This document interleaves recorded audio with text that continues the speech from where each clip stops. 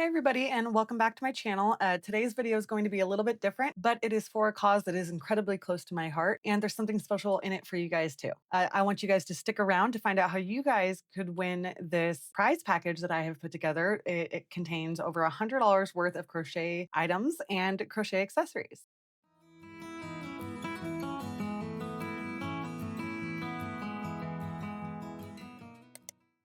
So, those who know me personally know that in September of 2020, my parents tragically lost their homes in the North Complex Bear Fire in Northern California.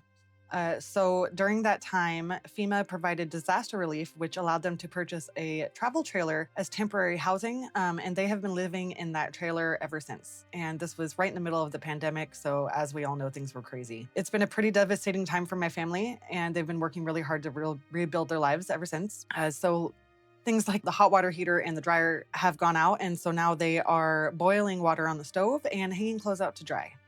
So the good news is that a grant through Recover California is in the process of replacing their home with a newly functional mobile home. However, there is one major obstacle that is preventing them from getting this home on their property. FEMA requires a full accounting of all of the funds received to avoid a duplication of aid. Nearly all of the disaster relief money has been properly documented and spent on housing. Approximately $6,000 was spent on essential survival items like food, gas, and clothing, which FEMA does not consider approved housing expenditures. So without payment of this $6,000, the grant cannot be funded for their new home.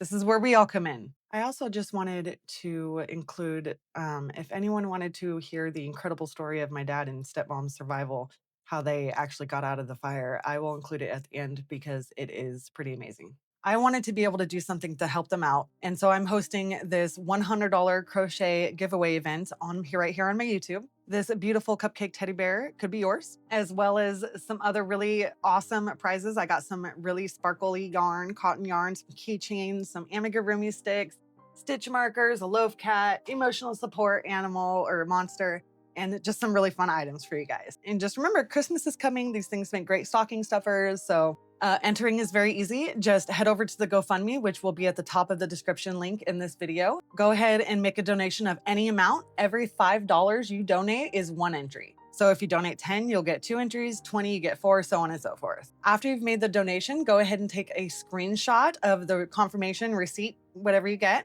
and then go ahead and email me. I have created a special email just for this event, and I will put it on the screen now as well as in the description box below. It is strings, the letter N, things, giveaway at gmail.com. Go ahead and email that screenshot receipt to me.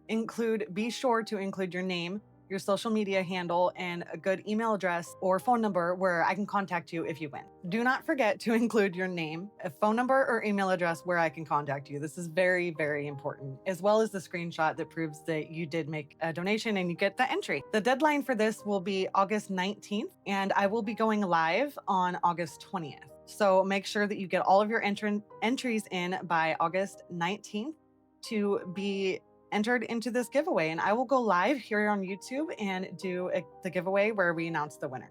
And I just wanted to reemphasize that every single donation, no matter the size, really makes a huge difference in helping my family, my dad and my stepmom, get back on their feet and overcome this unexpected financial hurdle. Your generosity means the world to my family. Even if you're not able to donate right now, please consider sharing this video to your family and friends, because the more people who see this, the greater impact we can have. So anyone who knows my dad knows that he is going to stay to the very last moment to save his property. He had multiple dogs, chickens, ducks, years and years of heirlooms and collectible items he had, the stuff that he was leaving to me and my children. Fires are fairly common in Northern California, so when he heard of one that was happening up in the mountains by his house, he definitely started getting prepared, but he wasn't in the state of mind of thinking that he had to leave right away. In fact, when they saw the last fire truck coming down past their house with no lights or sirens, they thought they were in the clear. Little did they know that that was actually the truck that was going to trap them up there. As you can see, I set the timer to 2020, and when I zoom in, you can see the devastation that the fire is currently causing. There's my father's house, and here is the bridge that they have to cross way down here. This is Oroville Lake, and it was very dry at this time. They made it almost to this bridge, which is called Enterprise Bridge, before they realized that that truck that had passed their house had come all the way down here to start a backburn to stop the fire from spreading further, essentially trapping them up on that mountain. They were racing against the fire and were trapped. So once they realized they couldn't go any further, they had to turn back towards the fire that they had just been outrunning and come down to this boat launch that was right here by the lake. So while the fire is currently closing in all around them from all sides at this point, he drives his truck down there and parks it on the far side of a motorhome that was also trapped down there at the time. He was hoping that the motorhome would block his truck from the fire. He also put the propane tank that was in the back of his truck at the time into the cement bathroom that was right there just in case it blew up. He then had to literally drag my stepmother down the boat launch and all the way down to the water to keep her safe. They are both disabled and in their 60s and 70s, so that was not easy. It was there that they met the owner of the motorhome, though, and at that point, my father goes back up to his truck and grabs his watermelon and a six-pack, runs it back down to the lake, and proceeds to drink and eat watermelon with the people in the motorhome while the world burns up around them. They waited there until morning and then drove out. It was pretty traumatic, but they survived. Thank you so much for watching and for your kindness and your support. Good luck to everyone who enters, and I will be announcing the winner on August 20th. So be sure to get all of your entries in by August 19th. I will see you next time. Bye.